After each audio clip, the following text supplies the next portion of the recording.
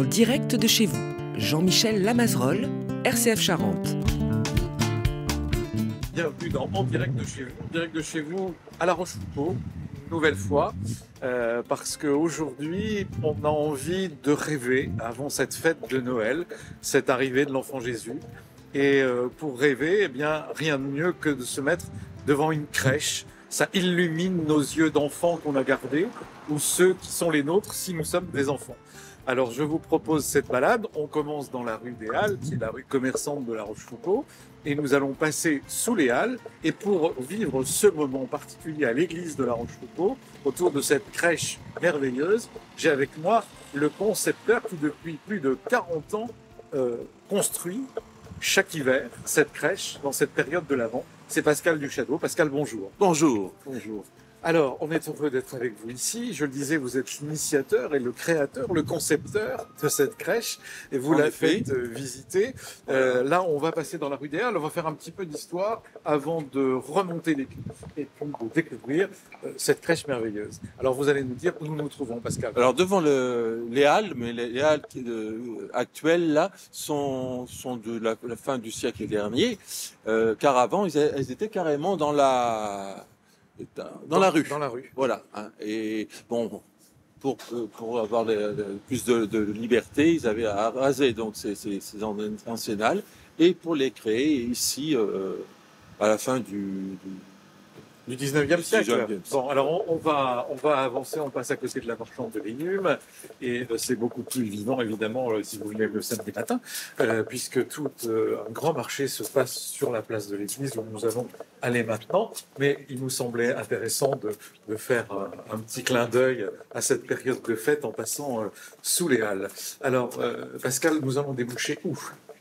Sur la place Saint-Cybard, donc la collégiale, qui se trouve carrément en face, et nous allons voir donc cette magnifique église gothique du XIIIe siècle, unique en Charente. Voilà, parce que le gothique de la Charente est connu beaucoup pour l'art roman. Alors l'art roman, et comme vous dites, cette église, elle est gothique, c'est une des seules de Charente. Nous nous trouvons sur cette place Saint-Cybard, place de l'église, où se tient donc le marché, mais qui était jadis, avant qu'il soit déménagé, mais comme souvent autour des églises, un cimetière. Oui, il y avait un cimetière sur la place, qui a été enlevé vers 1880, quelque chose comme ça. Voilà. Ah oui, il est resté très longtemps. Il est resté assez longtemps, oui, oui. Alors, on va dire le symbole, hein, c'est passer par la mort pour aller à la résurrection. C'est-à-dire, on traversait le cimetière pour arriver dans l'église, et c'était ce symbole-là. Alors là, on peut voir un magnifique clocher.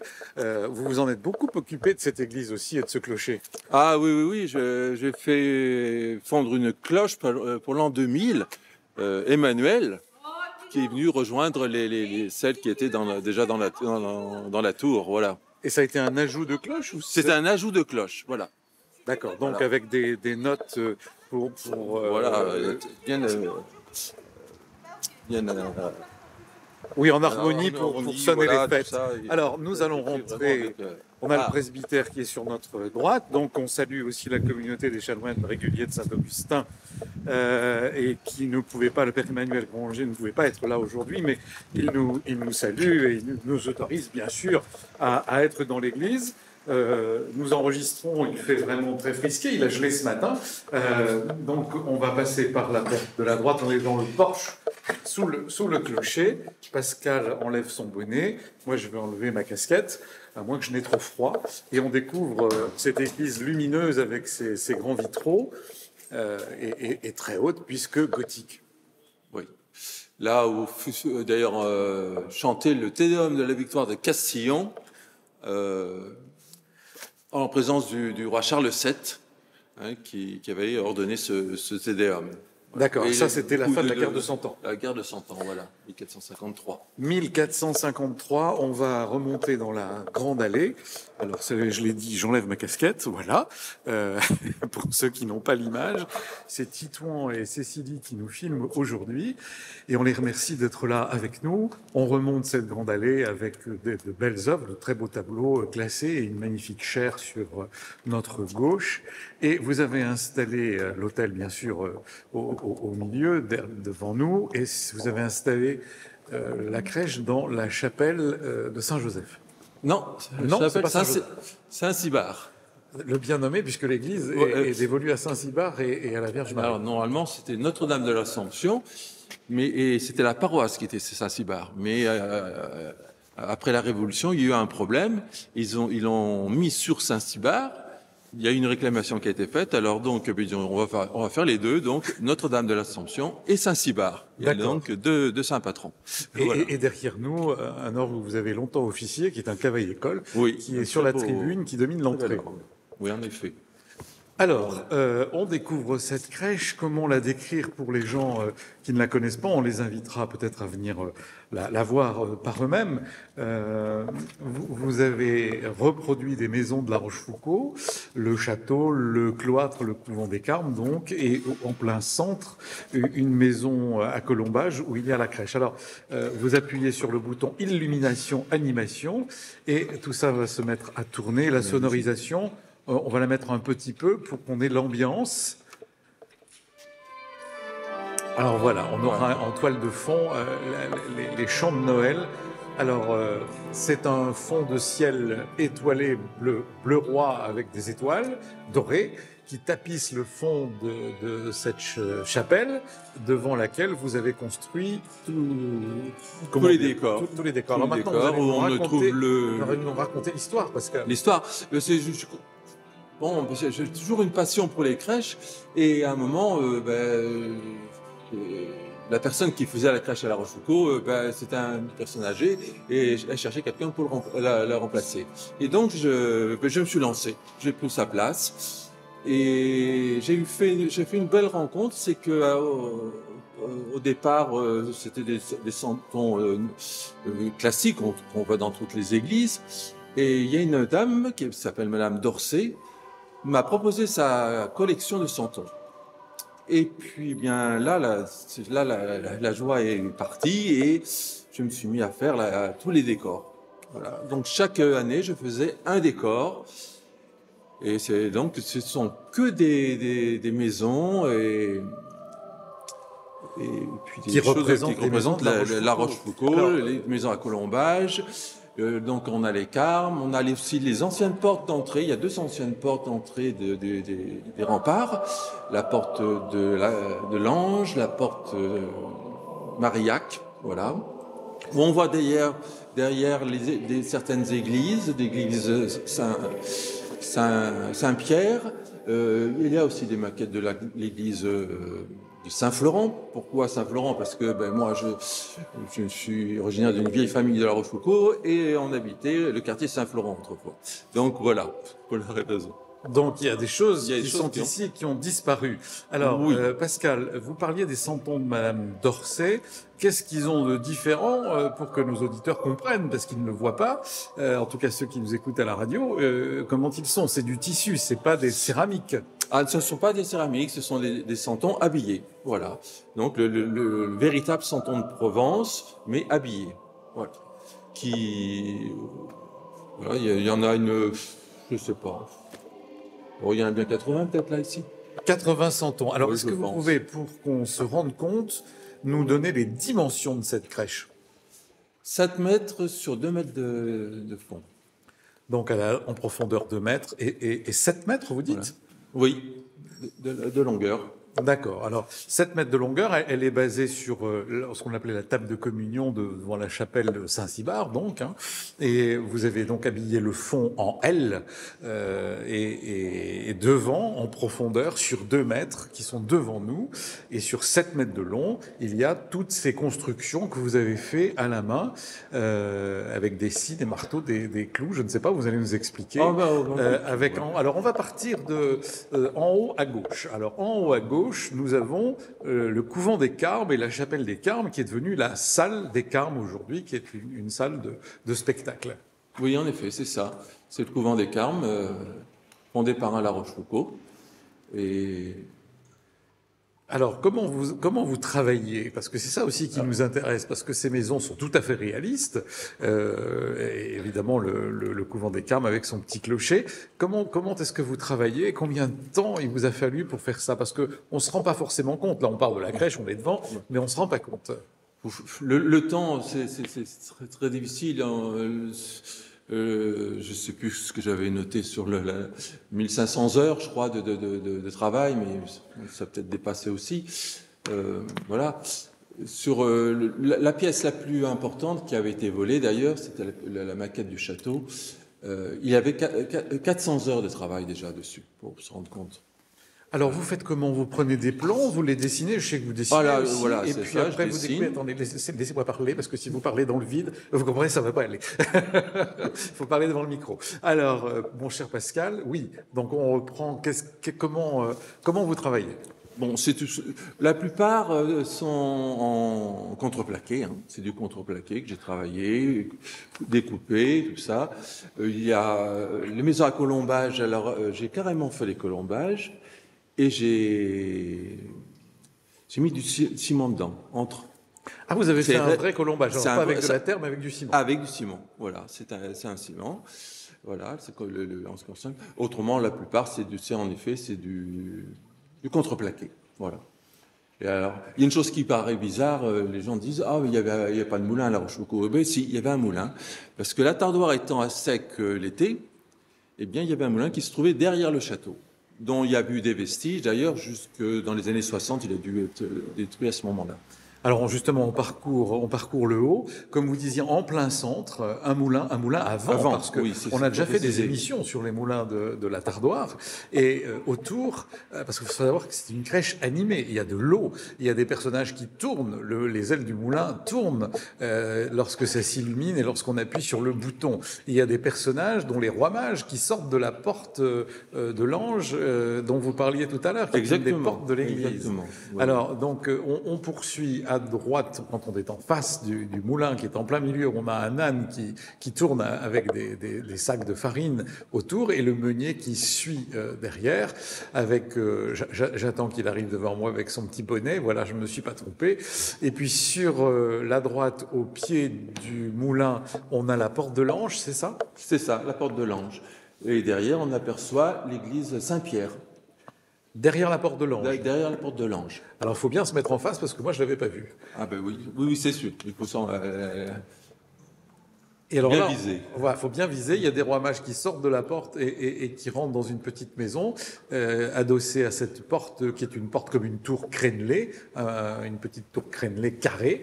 Et si on regarde un peu dans la droite et dans l'angle, on vous a volé, comme vous l'avez dit, malheureusement, ce château qui vous avait fait travailler pendant plus de 400 heures. Et là, vous avez quand même refait une façade du château parce qu'il était impensable que dans cette crèche, il n'y ait pas le château de La Rochefoucauld. Voilà. Pour fêter les 40 ans, j'ai dit quand même, il faudrait qu'il y ait le retour du château. Et donc, il y a 2 ans de ça maintenant, parce que ça fait 42 ans cette année, j'ai fait le château, mais en silhouette, que j'ai peint, tout ça, pour pouvoir retrouver le château quand même dans la crèche. Parce que je ne voulais pas refaire la maquette, c'est une chose que j'avais faite une fois, je ne le fais pas 2 fois. Voilà. Bien, et devant le château, on a la vasque en marbre de Carrare qui est représentée, et il y a de l'eau qui sort. C'est ça, en effet. Cette belle vasque en marbre de Carrare. Alors, comment est-ce que vous faites, on va redescendre ensuite d'un étage, mais pour tout ce qui est eau, ces rois mages, ce moulin, ces gens qui tournent autour, ces personnages qui sont animés, le pont avec la rivière de la Tardoire dessous. Comment est-ce que vous faites toute cette machinerie finalement? Bon, ce sont des moteurs, hein, tout simplement, hein, voilà, qui sont dessous et que j'ai adapté à mes besoins. Et puis voilà, que tout ça, ça marche quand on appuie sur le bouton. Voilà, ça anime et ça donne aussi l'éclairage qui est différent. On a un éclairage intérieur, c'est-à-dire des maisons intérieures. Et quand on appuie, on a après un éclairage extérieur qui arrive. Voilà. Alors, donc maintenant, on part du château, on descend un petit étage, et là, c'est l'église Saint-Florent qui n'existe plus. C'est l'église Saint-Florent, oui, qui a été détruite en 1910 environ. Hein, voilà. C'était la plus grande église de La Rochefoucauld. Qui se trouvait à côté de l'usine Chéniaud, qui a été rasée justement pour laisser la place à l'usine. Voilà. D'accord. Et juste devant nous, on a une boulangerie-pâtisserie avec le four à bois dont on voit les étincelles électriques, évidemment, hein, et puis une petite représentation des couronnes, des pains, des miches, des baguettes, et la vieille caisse enregistreuse que l'on aperçoit derrière la vitrine. En effet. Et puis là, je me suis inspiré d'un ancien Châtelet pour faire la boulangerie, cette boulangerie. Voilà. Oui, c'est une maison connue à La Rochefoucauld, qui a été longtemps la propriété de Mesdemoiselles de Saint-Paul, qui avait le château de la Mercerie jadis, avant que les frères Rétoré ne l'achètent. Et cette maison a quelque chose de particulier, c'était que en son centre, et d'ailleurs c'est signifié là, elle a un petit balcon et au-dessus une horloge. C'est ça, en effet. Alors derrière, on voit la bibliothèque, on voit beaucoup de choses Voilà, faut mettre l'œil aux fenêtres aussi, hein, parce qu'il faut faire le voyeur des choses. Hein, voilà, exactement. Il faut faire le voyeur. Alors pourquoi est-ce que vous avez mis juste au bas de cette église Saint-Florent une roulotte à côté de la tardoire avec des musiciens? Peut-être vous vouliez nous faire penser à la Camargue? Non, pas. En réalité, c'est parti sur une histoire d'un vieux monsieur qui s'appelait Jules, qui était ferblantier et qui faisait ses tournées en roulotte. Et j'ai dit, je vais faire la roulotte de Jules. Voilà. Moi, que je n'ai pas connu, mais dont beaucoup de personnes m'avaient parlé. Et cette roulotte, elle était devant au fond de la place de l'église. Voilà. Ah oui, d'accord, il avait sa roulotte. Ben oui, vous m'apprenez quelque chose, Pascal. Pascal Duchâteau, avec qui nous sommes devant la réalisation de sa crèche merveilleuse à La Rochefoucauld, dans l'église de La Rochefoucauld, dans la chapelle Saint-Cybard. Et il y a aussi, c'est très à la mode en ce moment, c'était moins la mode il y a 40 ans quand vous l'avez installé, mais il y a un poulailler. Pourquoi? Ah, pourquoi un poulailler? Tout simplement pour donner de la vie, parce que le poulailler, il y en avait partout, autrefois. Hein, même en ville. Ça revient, voilà. Pascal. Oui, ça revient. Alors, juste en dessous de ce poulailler, nous avons le pont qui enjambe la tardoire, qui est juste devant le château, que vous avez représenté. Et là, on a un petit colvert qui se promène sur l'eau. Là, c'est pas de l'eau vraiment, c'est un miroir que vous avez mis avec des petites lumières. Exactement. C'est exactement. C'est du plexiglas et avec des ampoules LED, bien sûr, qui éclairent le pont. Alors ensuite, sur la gauche, à partir du pont, on a une très jolie maison à Colombage dont vous avez dit comment vous l'aviez fait. Parce qu'il y a plein de malices aussi. Vous dites qu'il faut regarder par les fenêtres pour voir l'intérieur. Parce qu'il y a plein de détails, plein de miniatures. Il y a un chat qui est assis sur les tuiles de cette maison à Colombage. C'est aussi une des maisons de La Rochefoucauld, pas loin du Café des Sports. Exactement, juste à côté du Café des Sports. Il y a cette maison qui est... Alors vous l'avez, c'est aujourd'hui, ça a été longtemps un magasin de chaussures et c'est maintenant une agence immobilière, mais à l'intérieur vous avez fait quoi? Ce que je vois pas bien, on va s'avancer, Pascal. Oui, il faut s'avancer, il faut voir, il y a le sapin de Noël bien sûr, hein. Puis il y a une cheminée, une grande cheminée que j'ai fait avec le corps de chasse. Accroché à la cheminée. Accroché à la cheminée. Et puis il y a un petit tableau avec aussi en mémoire d'une de mes chiennes que j'ai perdue, et j'ai donc mis ce tableau pour qui fasse partie de mon histoire. Il y a un peu de vous, il y a un peu de vous dans cette maison. Ensuite, on continue vers la gauche, et alors là, on arrive à l'endroit le plus important, entre guillemets, puisque la Sainte Famille. C'est la Sainte Famille, c'est Joseph, Marie, l'enfant Jésus, l'âne le bœuf. Vous vous êtes inspiré pas d'une maison de La Rochefoucauld, vous avez non, là, c'était vraiment, voilà, j'ai fait comme ça, au pif, et puis voilà, j'ai fait cette maison. Et à savoir que les santons ont été faits spécialement pour La Rochefoucauld, parce que en Provence, ils font rarement la Sainte Famille. Et la centenière qui m'a dit, vous savez, c'est pas une chose qu'on fait, mais je peux vous les faire. Je dis, écoutez, ce serait bien, parce que j'ai besoin d'une Sainte Famille, moi, quand même. Et elle a fait cette Sainte Famille qu'elle avait exposée dans son magasin pendant tout l'été. Et les gens lui ont demandé, et depuis, elle faisait des Saintes Familles. Alors, à cause de la crèche de La Rochefoucauld, au pays des Santons, on fabrique la Sainte Famille. C'est ça. Bien. Bon, il y en a sûrement qui la faisaient aussi ailleurs, mais c'est vrai que la plupart des centeniers ne fabriquaient pas de Sainte Famille. Vous ne savez pas pourquoi? Non, pas du tout. Bon, alors, juste à côté de cette grange avec la crèche, on a toujours le moulin qui est pas loin et des personnages au-dessus qui tournent aussi, comme une ronde avec une dame qui tient un balai avec des joncs où on balayait le sol jadis, des gens avec un monsieur avec une hotte et son râteau pour ramasser le foin. Enfin, c'est une autre dame avec son fagot pour allumer le feu. Et Dieu sait si vous avez mis des cheminées partout dans les petites maisons que vous avez représentées. Et là, juste à côté de la crèche, il y a une petite maison avec une dame qui sort avec un petit agneau dans les bras. Et puis, juste à côté, il y a un rémouleur. Ah oui, le rémouleur, les vieux métiers qu'il y avait autrefois. Voilà. Ouais. Oh bah ça se refait également. Oui, mais bon, pas avec le matériel qu'il y a quand même, qu'on voit. Hein.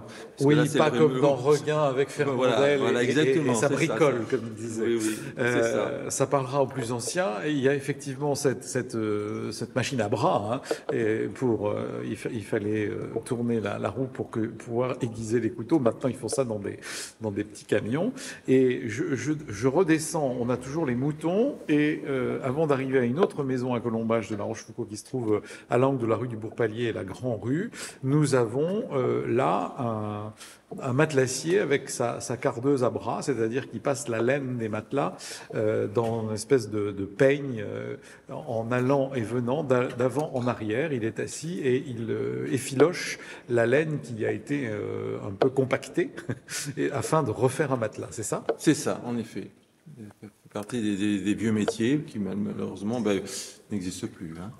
Il y en a encore. Oui, il y en a encore, mais bon, c'est pas dans les mêmes conditions. Voilà. Pas du tout dans les mêmes conditions. Et puis c'était même électrifié ensuite. Au fond, j'ai un forgeron également avec son enclume. Et tout à fait au fond, sous ce que vous avez représenté, il y a un mur, hein, évidemment. Au-dessus, nous avons le couvent des Carmes. Mais en dessous, c'est une porte de La Rochefoucauld que vous avez représentée avec des personnages qui tournent. C'est la porte Marillac. La porte Marillac, voilà, qui a été détruite. C'est d'ailleurs la dernière porte qui a été détruite, hein, des remparts. La porte Marillac. Et vous savez à peu près en quelle année ? Début du siècle dernier.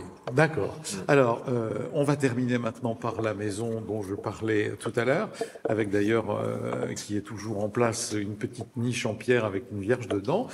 C'est une maison à Colombage de la rue du Bourg-Palier et de la Grand-Rue. En effet, voilà, qui est très belle d'ailleurs, qui est classée monument historique. C'est la seule parmi les 3 maisons à Colombage de La Rochefoucauld qui a été classée. Alors, on continue notre petit tour et on en termine d'ailleurs parce que il faut pas se presser pour voir votre crèche, Pascal. Ah non, il y a beaucoup de personnes d'ailleurs disent « Ah, mais ça, c'est nouveau. » Ah, mais non, c'est pas nouveau, ça fait 3 ans que c'est là. Alors voilà, il y a souvent des gens, les gens disent « on en découvre tous les ans. » Alors, il y a un panneau d'explication où vous dites aux gens « Puisse cette crèche vous aider à découvrir le grand mystère de Noël et faire régner dans vos cœurs, dans vos familles, cette paix annoncée il y a plus de 2000 ans au berger de Bethléem. » Voilà. Pascal, qu'est-ce que ça vous fait de faire cette crèche tous les ans ? Beaucoup de bonheur. Parce que là... Quand je vois les enfants devant cette crèche et qui s'émerveillent, et moi, pour moi, c'est du bonheur. Oui. C'est du bonheur, c'est de la joie.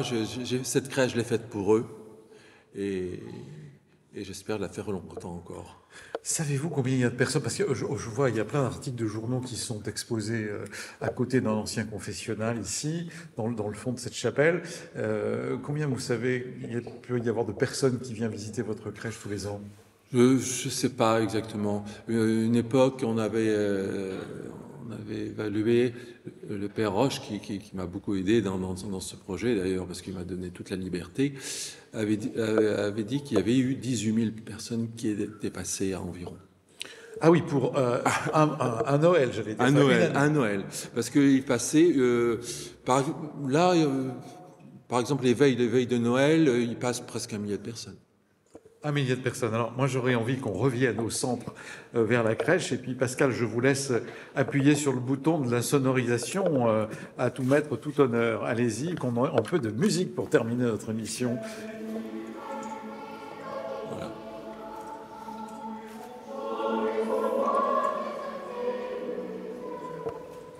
Eh bien écoutez, c'est sur ces notes de Venez divin enfant que nous allons terminer notre émission de cette semaine qui nous conduit à cette magnifique nuit de Noël. On vous souhaite à tous et à toutes un joyeux Noël et je vous dis à la semaine prochaine pour une autre émission d'En Direct de chez vous. Au revoir Pascal. Au revoir, joyeux Noël. Joyeux Noël.